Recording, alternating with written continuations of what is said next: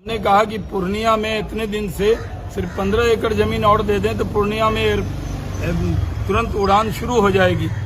उसी तरह भागलपुर में जो अभी एयरपोर्ट है उस पर 18 करोड़ रुपया बाउंड्री पर लग रहा है, सिर्फ नेताओं का हेलीकॉप्टर उतरेगा। लेकिन अगर वहां पर गौशाला की जमीन है और जमीन है, अगर जमीन दे दें तो भागलपुर में सिल्क सिटी है, वहां भी तुरंत एयरपोर्ट का काम शुरू हो जाएगा। इसलिए हमने कहा कि जो आबादी का तनासुब है, आबादी क्या है, जहां जितनी आबादी है उतने एयर कनेक्टिविटी होनी चाहिए, रोड कनेक्टिविटी, रेल कनेक्टिविटी। अब एयर कनेक्टिविटी की जरूरत है। बिहार के लोग, गरीब लोग भी जो बाहर काम करते हैं वो भी आना चाहते हैं।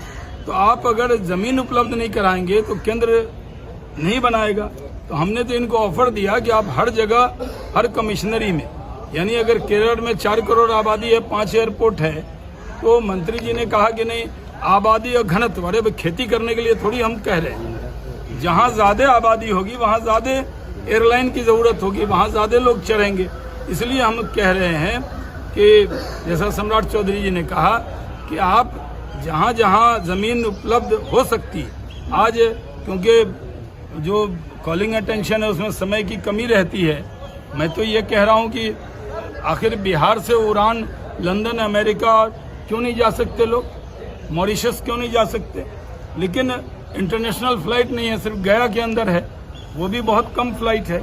बिहार के लोग दिल्ली, कलकत्ता उतरते हैं, फिर फ्लाइट चेंज करके बिहार आते हैं। तो अगर बिहार को तरक्की करना है या इंडस्ट्री को भी आना है तो उसमें सब लोग पहले देखते हैं कि एयर कनेक्टिविटी कैसी है। तो एयर कनेक्टिविटी मिलना चाहिए। बगल में देवघर का एयरपोर्ट बना है और कई जगह देखिए, अयोध्या में एयरपोर्ट बन रहा है।